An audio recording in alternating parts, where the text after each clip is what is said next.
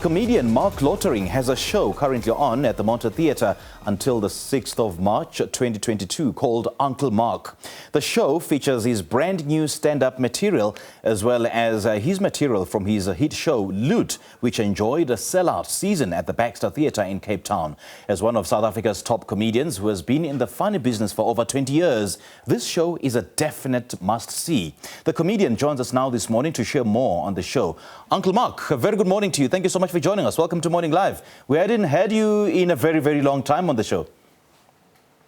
I know. Uncle has been taking it easy, but I'm happy to be talking to you this morning, Simpiwe. Good stuff. Good to have you. I mean, you had your opening night on the 20th of February. How did that go?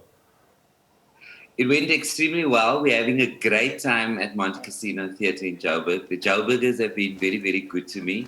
They've been helping me pay my bond. We've had a sellout season. And I'm excited. Next week we go to Baxter Theatre in Pretoria on the 11th and 12th of March. So it's been going really, really well. And it's great to be back just to see real people in the theatre laughing. Right. Not the virtual laughing, as it were. Absolutely.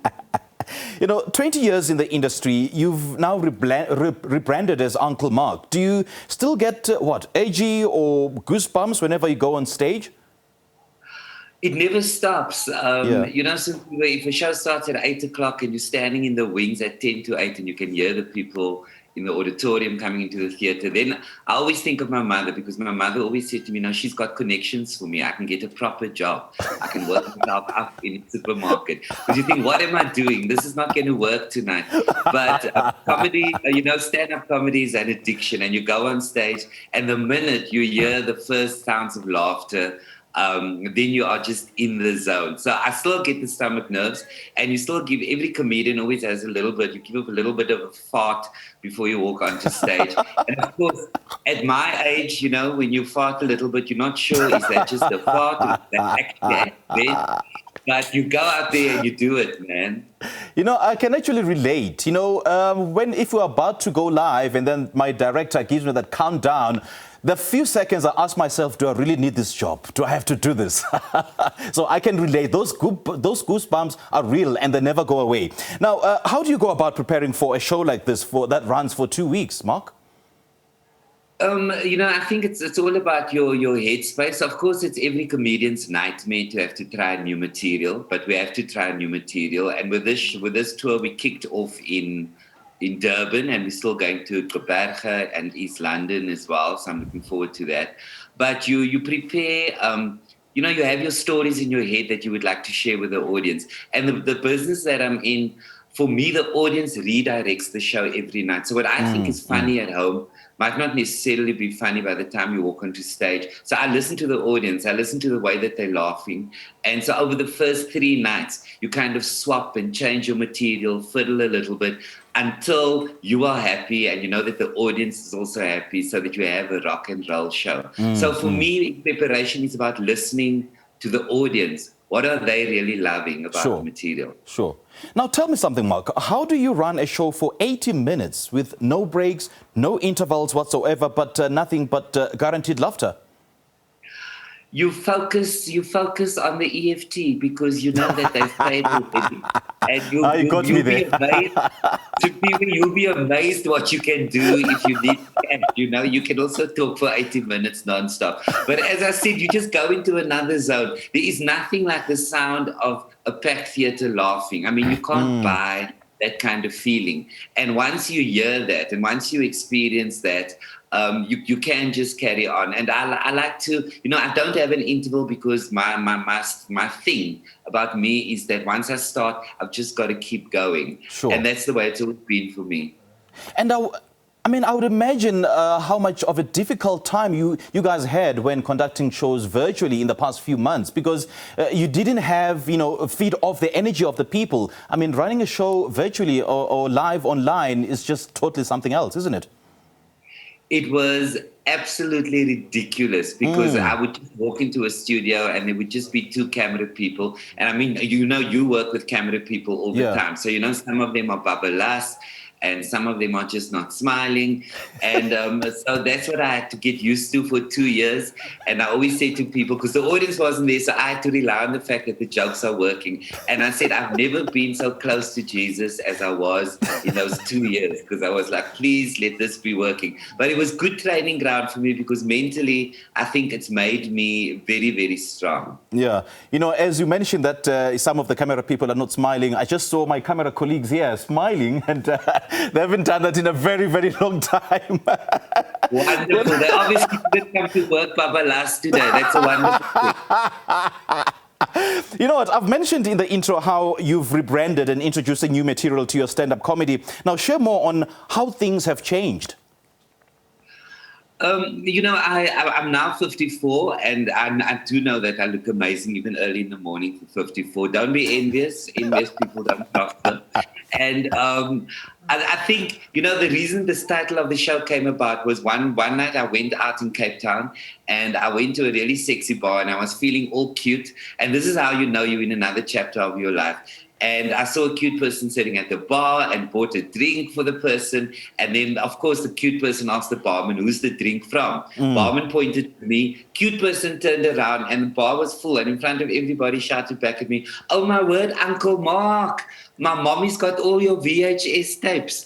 And then I knew I was in another chapter of my life. So in the show, we talk about this new chapter. We talk about how we try to stay young and sexy, the business of getting tired of just taking the vitamins every morning and the whole regimen. But we're having a whole lot of fun in the show, you know, just talking about this new chapter. Simpiwe, I've always written about what I'm going through in my life, because I like talking about honesty and truth.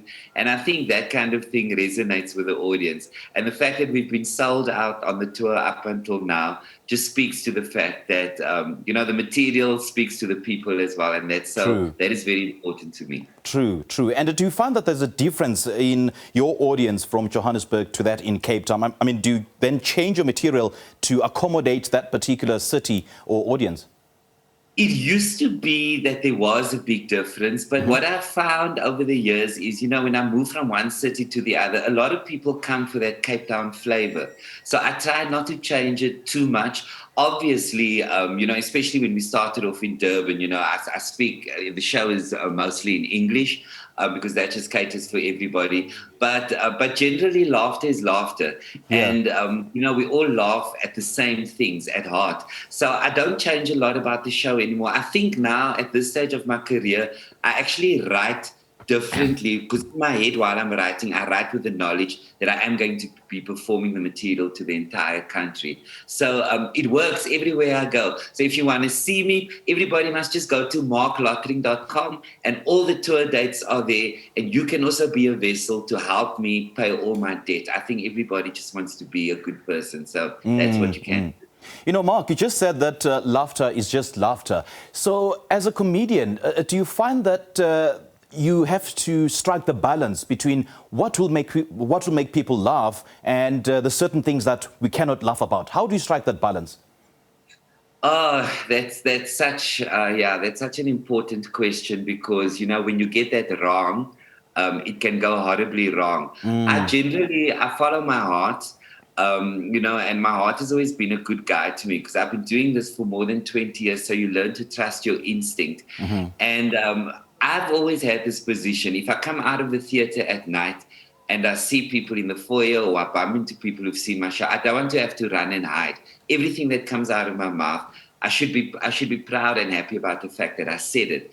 So that's kind of my guide, and that's how I follow the zone in terms of knowing what I should talk about. I mean, if you are going to go to certain areas, you better make sure that the audience is still going to end up laughing and slapping their knees with laughter, because that's the job of the comedian at the end of the day. So yes, you can touch on any issue you want to touch on, but it's about what you say and how you tackle it. And my business of comedy has always been to make people feel good. I want people to get into their cars at night and to go, oh my word, you know, we had such a great time. Yeah. And I want them to still think about the show the next day and have a great time as well. And sometimes in Cape Town, people have such a good time. They leave the theatre having left their dentures, you know, right there where they were laughing, and they've got to turn back and come back for lost property. And I think that is so great. You know, I want people to laugh that hard. And why are children not allowed? I mean, why leave them out? I feel uncomfortable when, I have to say to people, 16 years and older, simply because there are the occasional four-letter words that drops into my comedy. So I just want everybody to be comfortable. I don't want anybody to be awkward. Having said that, though, some people come to the show and they have their kids with them, and they say, "Oh no, this child has seen everything. This child has lived through everything. This child knows about load shedding. He has seen that side of the world." So we simply put a 16 age restriction on it, just so that that there is occasional usage of language there that you might not be comfortable with if you're sitting next to your 10-year-old. Remind us again, Mark, where the show is currently and how we could get the tickets. The show is currently at Monte Theatre in Joburg, where we are sold out. God is good. Some people, you can make a loan from me. That's EFT. The EFT, bro. EFT, Uncle Mark. EFT, yo. And then we go to Atterbury Theatre in Pretoria. Go to the Atterbury website now on the 11th and 12th of March. Only 2 shows. For the rest of the tour in the country, go to marclottering.com. Everything is there. All right. I suppose you'll then be smiling all the way to the bank. Look, I've got other obligations. Don't bind me to promises now, our whole nation. Marc Lottering, great chatting to you, man. Thank you so much for joining us. Simpiwe, great chatting to you. You look amazing. Have a beautiful day. Oh, thank you, Mark. Well, he just spoke to comedian Marc Lottering, who has a show called Uncle Marc out at Monte Theatre until the 6th of March this year.